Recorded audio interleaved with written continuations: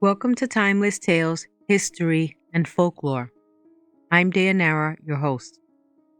If you're intrigued by tales, history, and folklore, subscribe and press the notification bell so that you'll be notified each time I upload a new video. Today, we'll be looking at the 7 deadly sins. They are a historical teaching rather than a tale or history, but interesting nonetheless. Now, what are the 7 deadly sins and where did the concept of them originate from? The 7 deadly sins or cardinal sins is a grouping and classification of vices within Christian teachings, although not mentioned in the Bible. The Catholic Church used the framework of the deadly sins to help people curb their evil inclinations before they could fester. Evagrius Ponticus was born in 345 AD to a Christian family in a Roman province in Turkey. He became a well-known writer and teacher. Towards the end of his life, he moved to a monastery in the Egyptian desert and became an ascetic monk. An ascetic monk is a monk who practices self-denial as a measure of personal and spiritual discipline. Many ascetics believe the action of purifying the body helps to purify the soul and thus obtain a greater connection with the divine and finding inner peace. This is why they renounce pleasure or engage in self-mortification. Evagrius identified the sins that were father to other sins. They were known originally as the 8 evil thoughts. They were listed as gluttony, lust, avarice, anger, sloth, sadness, vainglory, and/or pride. As a monk in the Eastern Christian Church, he was writing to other monks about how these 8 thoughts could interfere with their spiritual practice. Evagrius' student, John Cassian, brought these ideas to the Western Church, where they were translated from Greek to Latin. In the 6th century, Pope Gregory I rearranged them in his commentary on the Book of Job, removing sloth and adding envy. Instead of giving pride its own place on the list, he described it as the ruler of the other 7 vices, which later became known as the 7 deadly sins. Fast forwarding to the 13th century, theologian Thomas Aquinas revisited the list of the Summary of Theology. In his list, he brought back sloth and eliminated sadness.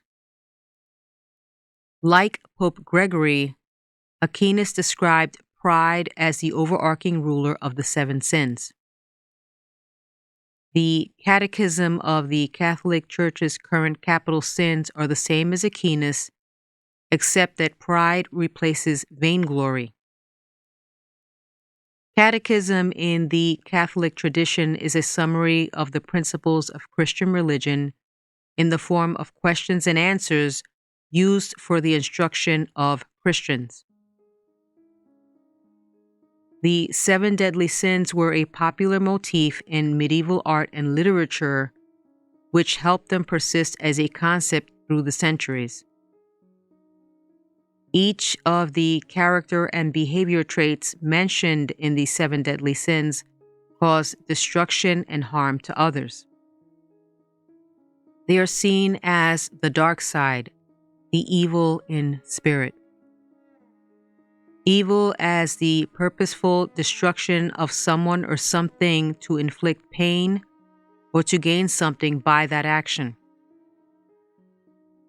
Now we're going to look at the description of each sin and how it relates to modern society. First, we have vainglory and/or pride, which are used interchangeably, but technically are not the same. Vainglory and pride are two negative characteristics of people. They imply a high level of self-respect, self-esteem, and self-worth compared to other people. The difference is in the form of expression. Vainglory is an outward, decentralized form, while pride is an inward, centralized direction. An example of vainglory in the 21st century is checking our like or follower count on social media. With vainglory, we seek human or public acclaim. Pride is the inward feeling of arrogance, conceit, and feelings of superiority above others. On the contrary, pride can be good if it's a representation of personal dignity and self-respect. The second deadly sin is avarice or greed. Once again, while both are similar in meaning, they are slightly different. Avarice is excessive or inordinate desire of gain after wealth and positions of power. Greed is a selfish or excessive desire for more than what is needed or deserved, especially when it comes to money, wealth, food, or other possessions. Are there any circumstances where greed or avarice is acceptable?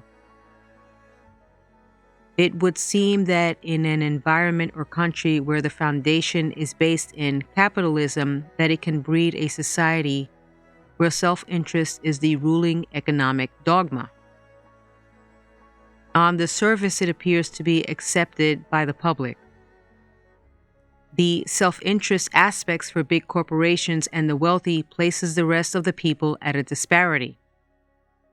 There is no level playing field, and this creates a huge gap between the wealthy and the rest of society because they have the ability to manipulate the system in order to serve their own interests. While big corporations do help the economy thrive, their position places smaller business and the rest of society at a great economic disadvantage. The third deadly sin is envy. Evagrius didn't have envy on his list, but he did include sadness. He believed that sadness was closely related to envy because it concerns two things. One being the joy of another's misfortune, and the other of sorrow at the fortune of someone else. Pope Gregory articulated this when he added envy to his list of vices, writing that envy engendered exultation at the misfortunes of a neighbor and affliction at his prosperity. Envy is similar to jealousy, but there is a difference. They both encompass wanting what someone else has.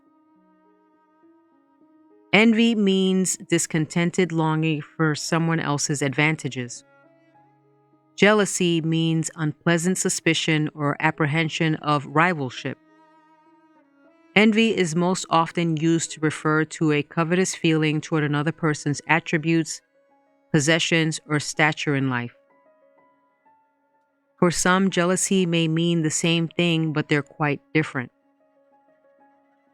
Envy can be a motivator to push yourself and take action in your own life so that you too can have what you envy in another.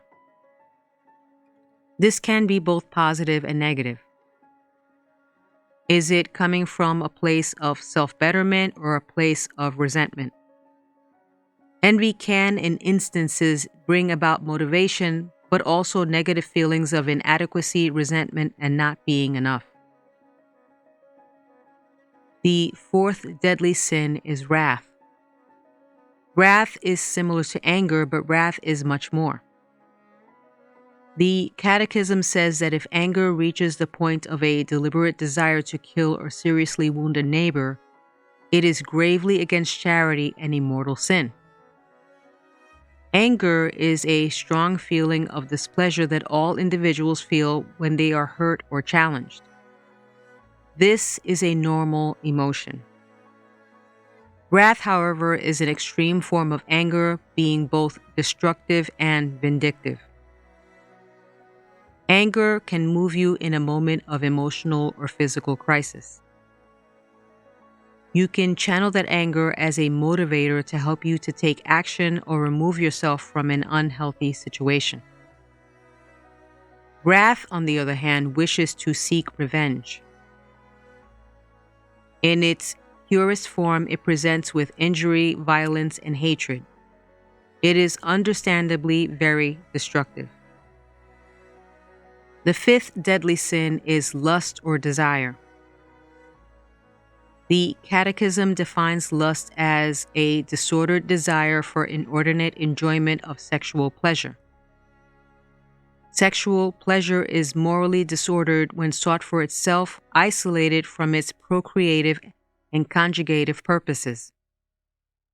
Of all the sins, this is probably the one on which public opinion has changed the most.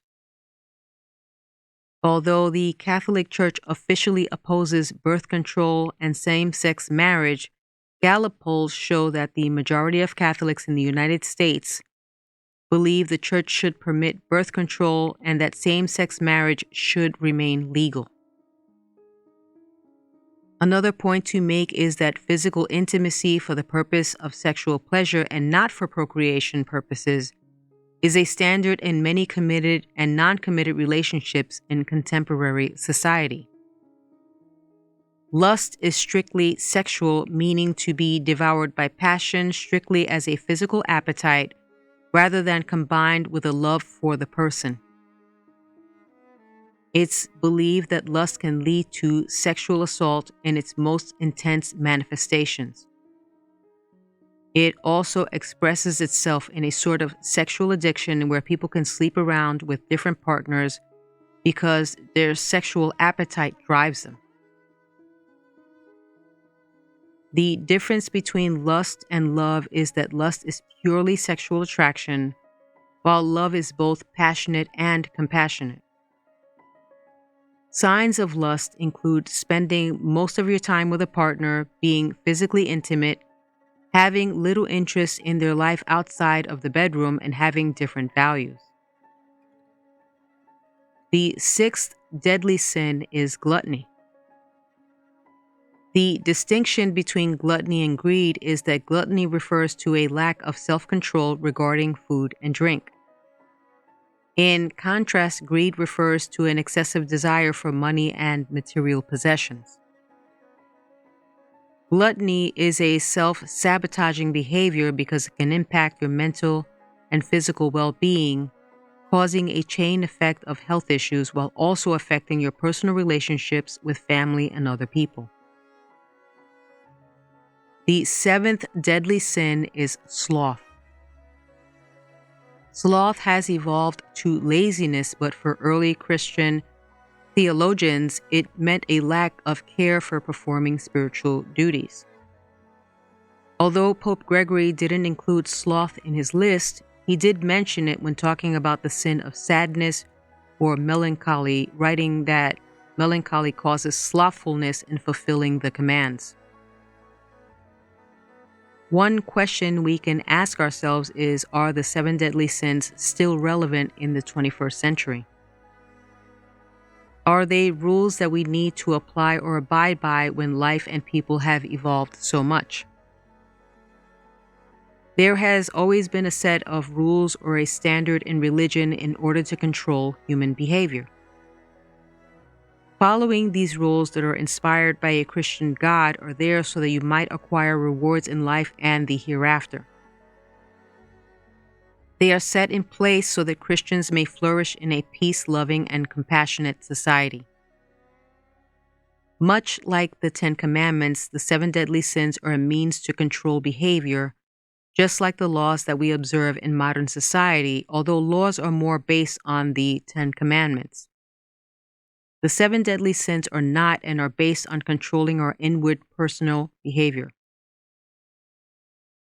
Either way, they are a guiding force here to provide a code of behavioral ethics. Through this code, we have the potential to live in peace and harmony. The question begs, what if we didn't have these codes?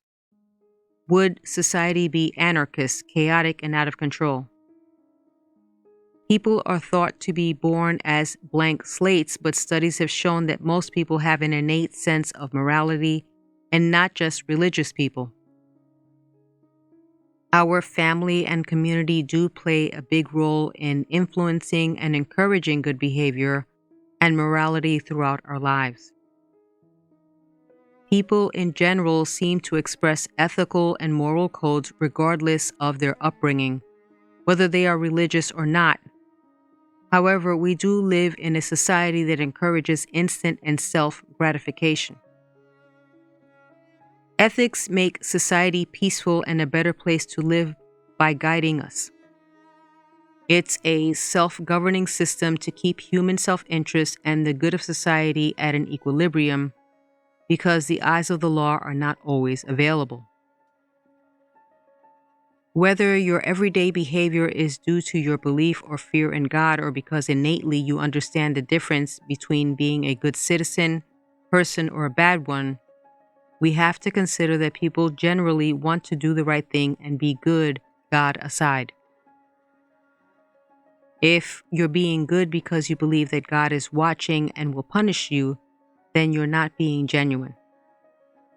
You are someone who's behaving because of some unseeable threat. That's inauthentic. Amongst many atheists, they are some of the most empathetic, tolerant, and compassionate people, while many devout Christians express opposite and judgmental behaviors. Being a kind and compassionate person doesn't require a belief in a higher power.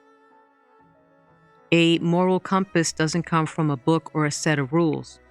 It comes from within. It comes from what you learned from your family, friends, and your community.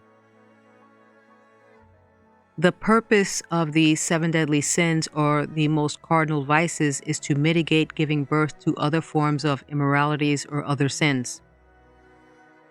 Many believe that it is impossible for people to be good or moral without God or religion.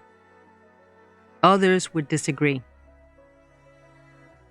You don't need religion or a code of ethics to have morals. If you can't determine right from wrong, then what you lack is empathy, not religion. What are your thoughts on the relevance of the 7 deadly sins and how they're applied in modern society? Do you think they are effective or necessary? Your thoughts and opinions are appreciated. If you liked this video and found it interesting, please give it a thumbs up, subscribe, and thank you for watching.